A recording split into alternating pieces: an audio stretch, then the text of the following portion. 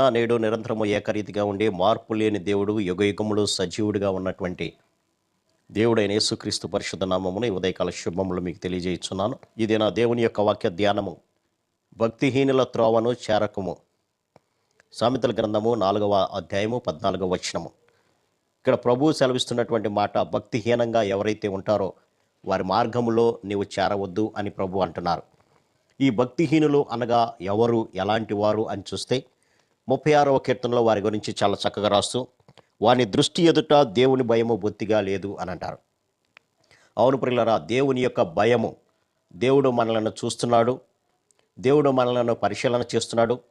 మనం చేసేటువంటి ప్రతి క్రియను బట్టి, మనం మాట్లాడేటువంటి ప్రతి మాటను బట్టి, మనం నడిచేటువంటి ప్రతి మార్గాన్ని బట్టి ఆయన మనకు తీర్పు తీర్చనై ఉన్నటువంటి దేవుడు అనేటువంటి సత్యాన్ని మర్చిపోయి వారికి ఇష్టమైనటువంటి రీతిలో దేవుని యొక్క భయము ఏమాత్రము లేకుండా ప్రవర్తించేటువంటి వారినే భక్తిహీనులు అని అంటారు.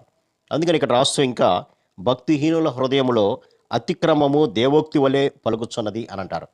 అవును, దేవుని యొక్క భయము ఏమాత్రము లేదు కాబట్టి వారికి ఇష్టమైనటువంటి పనులు చేయడానికి వారు సిద్ధపడుతూ ఉంటారు. అంతేకాకుండా వారి గురించి ఇక్కడ రాస్తూ, వాని నోటి మాటలు పాపమునకు కపటమునకు ఆస్పదములు అని అంటారు. అనగా వారు మాట్లాడేటువంటి, అనగా భక్తిహీనులు మాట్లాడేటువంటి ప్రతి మాట కూడా పాపానికి, అలాగే మోసానికి, కపటానికి ఆశ్రయముగా ఉంటున్నట్లుగా మనం గమనించవచ్చు. అంతేకాకుండా ఇక్కడ వాడు మంచము మీదనే పాప యోచన యోచించను, కాని నడతలు నడుచువాడు చెడుతనము వానికి అసహ్యము కాదు అని అంటారు. ఈ యొక్క లక్షణాలన్నీ భక్తిహీనులు కలిగి ఉంటారని వాక్యం సెలవిస్తుంది. వాడు మంచం మీదనే పాప సంబంధమైనటువంటి యోచనలు యోచిస్తాడు. ఇతరులను ఏ విధంగా మోసం చేయాలి, ఇతరులను ఏ విధంగా పాడు చేయాలి, ఇతరులను ఏ విధంగా నాశనం చేయాలనేటువంటి ఆలోచన అనేది వారు మంచం మీదనే యోచించేటువంటి వారుగా ఉంటున్నారు. వాడు కాని నడతలు నడుచువాడు, వాడి యొక్క ప్రవర్తన ప్రతిదీ కూడా పాపయుక్తంగానే ఉంటుంది. చెడుతనం అనేది వారికి అసహ్యంగా ఉండదు, కానీ చెడుతనము చేయటం అంటే, చెడు పనులు చేయటం అంటే వాడికి మహా ఆనందంగా ఉంటున్నట్లుగా మనం చూడవచ్చు. ఇవన్నీ కూడా భక్తిహీనులు కలిగినటువంటి ఈ లక్షణాలు ప్రియులారా. అందుకనే వారి యొక్క మార్గంలో నీవు నిలవబాకు అని ప్రభు సెలవిస్తున్నాడు. ఒకవేళ నిలిస్తే ఏమవుతుంది అని కనుక ఆలోచన చేసినట్లయితే, భక్తిహీనుల మార్గము గాఢాంధకారము అని అంటారు. అవును, అటువంటి దేవునికి అయిష్టమైనటువంటి కార్యాలు చేస్తూ వారి జీవితాన్ని నాశనం చేసుకునేటువంటి వారి యొక్క మార్గం ఎక్కడికి దారితీస్తుందంటే గాఢాంధకారానికి దారితీస్తుంది. గాఢాంధకారం అనగా నిత్యమైనటువంటి నరకము ప్రియులారా. నిత్యమైనటువంటి వేదన కలిగినటువంటి స్థలము, నిత్యమైనటువంటి శ్రమ కలిగినటువంటి స్థలము.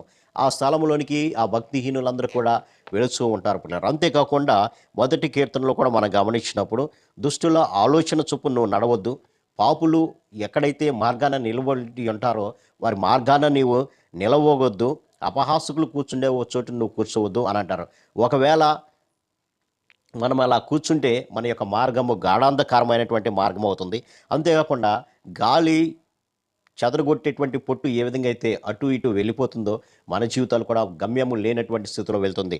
అంతేకాకుండా ఇది నాశనానికి నడుపుతుంది అనేటువంటి సత్యాన్ని మనం గమనించాలి. కాబట్టి భక్తిహీనత కలిగినటువంటి వారి జీవితము నాశనకరమైనటువంటి జీవితంగా ఉంటుంది. వారి యొక్క జీవితము గాఢాంధకారమైనటువంటి జీవితంగా ఉంటుంది. అందుకనే వారి యొక్క మార్గంలో నీవు నిలవద్దు అని అంటాడు ప్రభు. కాబట్టి ప్రభువు యొక్క మాటను బట్టి భక్తిహీనంగా ప్రవర్తించేటువంటి మార్గం నుంచి మనం తొలగిపోయి దేవుని యొక్క మార్గంలో మనం ఉన్నప్పుడు మన జీవితాలు ఆశీర్వాదకరమయంగా ఉంటాయి. ఒకవేళ లేకపోతే గాఢాంధకరమయంగా ఉంటాయని ప్రభు హెచ్చరిస్తున్నాడు. కాబట్టి మన యొక్క జీవితం ఎలా ఉందో ఒకసారి పరిశీలన చేసుకుందాం. పడకల మీదనే పాప యోచనలు చేస్తున్నామా? దేవుని యొక్క భయము ఏమాత్రము లేకుండా దేవుని మాటలను నిర్లక్ష్య పెడుతూ ప్రవర్తిస్తున్నామా?